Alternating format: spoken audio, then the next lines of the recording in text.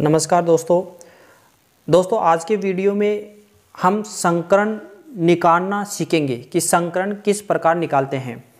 देखिए दोस्तों, संकरण निकालने के लिए हमें एक फॉर्मूला याद करना पड़ेगा और उस फॉर्मूला से हम किसी भी अणु का संकरण निकाल सकते हैं या जो केंद्रीय परमाणु है उस केंद्रीय परमाणु पर संकरण निकाल सकते हैं या संकरण का पता लगा सकते हैं। दोस्तों, जैसे हमें संकरण निकालने के लिए उस केंद्रीय परमाणु पर जो संकर कक्षक हैं उनकी संख्या आपको ध्यान में रखनी होगी। जैसा आप यहाँ पर देख पा रहे हैं कि केंद्रीय परमाणु संकर कक्षकों की संख्या, जैसे sp इधर है संकरण है, sp जो संकरण होगा उसमें 2 कक्षक होते हैं और sp2 है उसमें 3 होते हैं और इसके बाद में sp3 जो है उसमें 4 हैं।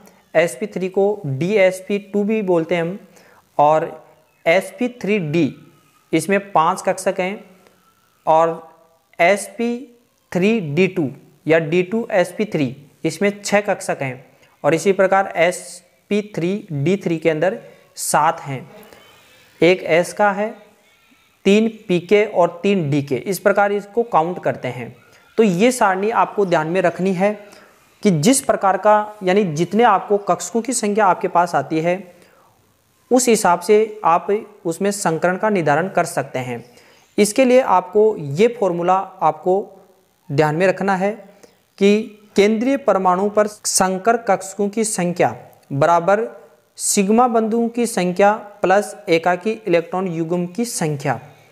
अब हम एक उदाहरण लेते हैं। जैसे आपको पूछा जाए जो CH4 है मेथेन, इसमें कार्बन पर संकरण आपको बताना है। देखिए, अगर हम इसकी संरचना लिखते हैं तो इसकी संरचना इस प्रकार होती है। अब यहाँ पर देखिए, यहाँ पर सिग्मा बॉन्ड बन रहा है, यहाँ पर सिग्मा, यहाँ पर सिग्मा और यहाँ पर सिग्मा, मतलब इस पर सिग्मा बॉन्डों की संख्या 4 है और कार्बन के ऊपर एकाकी इलेक्ट्रॉन की संख्या 0 है, मतलब एकाकी इलेक्ट्रॉन नहीं है इस पर। तो केंद्रीय परमाणु पर संकरण कक्षकों की संख्या हम निकालें तो सूत्र में हम मान रखेंगे सिग्मा बिंदु की संख्या 4 है प्लस एकाकी इलेक्ट्रॉन युग्म की संख्या 0 है। तो इस प्रकार टोटल आ गए 4। तो 4 जो हमारे पास आया है वो sp3 संकरण है, तो इस पर कार्बन पर sp3 संकरण होगा। दूसरा उदाहरण ले हम, जैसे दूसरा उदाहरण ले लिया हमने, जल ले लिया। अब जल के अंदर केंद्रीय धातु परमाणु है ऑक्सीजन। अब ऑक्सीजन पर हमें संकरण निकालना है तो इसकी संरचना हमें बनानी होगी। तो इस प्रकार इसकी संरचना होती है। सिग्मा बॉन्ड एक तो ये और एक ये, लेकिन ऑक्सीजन है और ऑक्सीजन के ऊपर 2 एकाकी इलेक्ट्रॉन युग्म हैं, क्योंकि ऑक्सीजन का जो इलेक्ट्रॉन विन्यास होता है 2 और 6 होता है। तो यहाँ पर 6 जो बाह्यतम कोश में 6 इलेक्ट्रॉन हैं, 6 में से ये एक इलेक्ट्रॉन हाइड्रोजन के साथ बंध बनाने के काम में आ जाते हैं। तो 4 इसके पास इलेक्ट्रॉन बचे जो एकाकी इलेक्ट्रॉन युग्म के रूप में ऑक्सीजन पर होते हैं। अब हमारे पास ये जो सूत्र था, इस सूत्र के अंदर हम मान रखें तो सिग्मा बिंदु की जो संख्या है इसमें 2 है और युग्म की संख्या 2 है, तो टोटल 4 है। तो 4 कक्षकों की संख्या 4 हमारे पास आई, संकर कक्षकों की संख्या 4 आती है, तो sp3 संकरण होगा। इसी प्रकार अन्य उदाहरण लें, जैसे अमोनिया लिया हमने NH3। इसमें जो अमोनिया है, अमोनिया के पास जो नाइट्रोजन है, नाइट्रोजन का जो इलेक्ट्रॉन विन्यास होता है 2 और 5, क्योंकि नाइट्रोजन 7 नंबर पर आता है तो 2 और 5 इसका इलेक्ट्रॉन विन्यास हो गया। तो बाह्यतम कोश में 5 इलेक्ट्रॉन हैं, 5 में से ये 3 हाइड्रोजन के साथ बंध बना रहा है और 2 इलेक्ट्रॉन एकाकी इलेक्ट्रॉन युग्म के रूप में रह जाते हैं। अब इस नाइट्रोजन पर हमें संकरण निकालना है तो हमें क्या करना पड़ेगा, जो ये सिग्मा बॉन्ड है 3, तो सिग्मा बॉन्ड की संख्या 3 है और एकाकी इलेक्ट्रॉन युग्म की संख्या 1 है, तो टोटल कुल मिला के हुए 4। तो संकरण होगा sp3। तो इस प्रकार हम इसका संकरण निकाल सकते हैं C2H2। अब इसमें देखिए यहाँ पर कार्बन और कार्बन, इस पर दोनों पर एक एक हाइड्रोजन जुड़े हुए हैं और बीच में इसमें 3 बॉन्ड हैं। अब यहाँ पर हम इसका संकरण निकालेंगे तो कैसे निकालेंगे, देखिए एक सिग्मा बॉन्ड तो ये रहा और एक सिग्मा बॉन्ड ये रहा। अगर हम पहले इस कार्बन की बात करें कि इस कार्बन पर हमें क्या करना है, संकरण निकालना है, तो यहाँ पर हम कैसे निकालेंगे, इस बीच वाले जो ये है यहाँ पर 2 पाई बॉन्ड बन रहे हैं और एक सिग्मा बॉन्ड। तो इस कार्बन की बात करें तो इस कार्बन पर 2 सिग्मा बॉन्ड बन रहे हैं। सिग्मा बॉन्डों की संख्या 2 है, एक तो ये और दूसरा ये, 2 सिग्मा बॉन्ड है और कार्बन पर एकाकी इलेक्ट्रॉन युग्म कुछ भी नहीं है, 0 है। तो बराबर जो कक्षकों की संख्या, संकर कक्षकों की संख्या 2 आई तो sp संकरण होगा। इसी प्रकार इसमें देखिए एक सिग्मा बॉन्ड ये और दूसरा ये, इस प्रकार इस पर भी sp, मतलब दोनों जो कार्बन परमाणु हैं वो sp संकरण अवस्था में हैं। PCl5 ये एक उदाहरण लिया हमने। तो यहाँ पर देखिए संकरण कैसे होगा, देखो फास्फोरस है, फास्फोरस का जो इलेक्ट्रॉन विन्यास है वो तो 2, 8, 10 और 10 और 5। यहाँ पर देखिए जो फास्फोरस है वो 5 क्लोरीन से जुड़ा हुआ है और 5 इसमें 5 ही क्या बन रहे हैं, सिग्मा बॉन्ड, ये 5 सिग्मा बॉन्ड हैं। तो 5 सिग्मा बॉन्ड हैं, इस पर एकाकी इलेक्ट्रॉन युग्म की संख्या 0 है।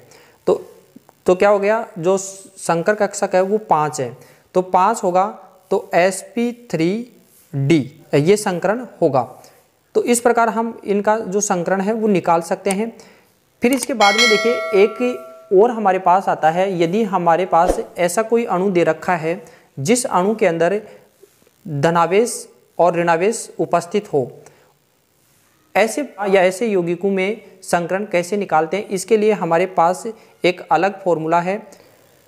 देखिए किसी अणु के केंद्रीय परमाणु पर जो संकरण हमें निकालना है उसके लिए हम एक सूत्र काम में लेते हैं, H बराबर 1/2 V plus x minus c plus a, ये सूत्र हमें काम में लेना पड़ेगा। इस सूत्र में हम कैसे निकालेंगे, देखिए यहाँ पर जो H है ये H किसको प्रदर्शित करेगा, संकृत कक्षकों की संख्या को, ये H है वो संकृत कक्षकों की संख्या को प्रदर्शित करेगा। और यहाँ पर जो V है वो केंद्रीय परमाणु के संयोजकता इलेक्ट्रॉनों की संख्या को प्रदर्शित करेगा। और जो X है ये X केंद्रीय परमाणु से जुड़े एकल संयोजी परमाणु की संख्या को, मतलब कितने एकल संयोजी परमाणु जुड़े हुए हैं उनकी संख्या को प्रदर्शित करेगा। और C केटाइन है, मतलब ये जो धनायन है उन धनायन पर जो आवेश है उसको प्रदर्शित करेगा। और A है वो एनायन है, मतलब ऋणायनों पर आवेश है उसको प्रदर्शित करता है। जैसे हम बात करें उदाहरण की, एक उदाहरण मैं आपको यहाँ पर देता हूँ। जैसे SO2 है, इस SO2 अणु में सल्फर परमाणु पर संकरण हमें निकालना है। तो हम सबसे पहले हम क्या करेंगे, इसमें V का मान देखेंगे, मतलब केंद्रीय परमाणु जो सल्फर है, संयोजी कोश है, उसमें कितने इलेक्ट्रॉन हैं। सल्फर 16 नंबर पर आता है, तो इसका जो इलेक्ट्रॉन विन्यास है 2, 8 और 6, मतलब इसके संयोजी कोश में 6 इलेक्ट्रॉन हैं। अब उसके बाद में X का जो मान है, X केंद्रीय परमाणु से जुड़े एकल संयोजी परमाणु की संख्या है। अब यहाँ पर जो सल्फर है, सल्फर से ऑक्सीजन जुड़ा हुआ है, लेकिन ऑक्सीजन होता है वो द्विसंयोजी यौगिक है, इसलिए इस सल्फर पर कोई भी एकल संयोजी परमाणु नहीं जुड़ा हुआ है, तो X का मान 0। अब इसके बाद में केटाइन मतलब C, धनायन पर आवेश है वो 0 है, मतलब इस पर इस सूत्र में SO2 में कोई प्रकार का आयन नहीं है, तो केटाइन और एनायन दोनों क्या हैं, 0 हैं। अब ये जो सूत्र था, इस सूत्र में हम मान रखें तो H बराबर हमारे पास आएगा 1/2 और यहाँ पर V का मान जो है 6 है और बाकी सारे के सारे क्या हैं, 0 हैं। तो 6 plus 0 minus 0 minus 0 minus 0 plus 0, इस प्रकार। तो हमारे पास है 1/2 इंटू 6। अब 2 से ये कट रहा है 3। हमारे पास जो संकृत कक्षक है वो उसका मान आया 3 और 3 जो आता है वो sp2 में होता है। तो इसमें जो SO2 है इसमें जो सल्फर है, सल्फर पर जो संकरण है वो sp2 है। इसी प्रकार एक उदाहरण और देख लें, जैसे अमोनिया है NH4+। अब इसमें जो केंद्रीय परमाणु है नाइट्रोजन, नाइट्रोजन पर हमें संकरण निकालना है। तो संकरण निकालेंगे तो नाइट्रोजन 7 नंबर पर आता है, तो इसका इलेक्ट्रॉन विन्यास 2 और 5 होता है। तो ये जो बाहर का कोष है ये संयोजी कोष है। तो हम मान रखें H बराबर 1/2 और V का मान मतलब संयोजी कोष में इलेक्ट्रॉन है वो 5 है। फिर प्लस, अब जो X था, X एकल संयोजी परमाणु की संख्या, तो इस नाइट्रोजन से हाइड्रोजन जुड़ा हुआ है जिसकी संख्या 4 है और ये एकल संयोजी है, हाइड्रोजन एकल संयोजी है तो 4।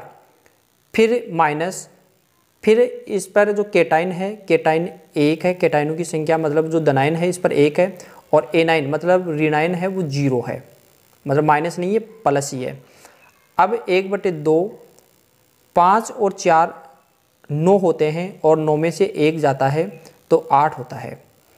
अब ये कटता है 4 बार, तो 4 हमारे पास क्या आ जाता है संकृत कक्षकों की संख्या, और 4 जो होता है वो sp3 संकरण में होता है। तो इसमें जो नाइट्रोजन है वो sp3 संकरण प्रदर्शित करता है। तो इस प्रकार हम किसी भी अणु का संकरण निकाल सकते हैं। यदि आपको ये वीडियो पसंद आया है तो चैनल को सब्सक्राइब कर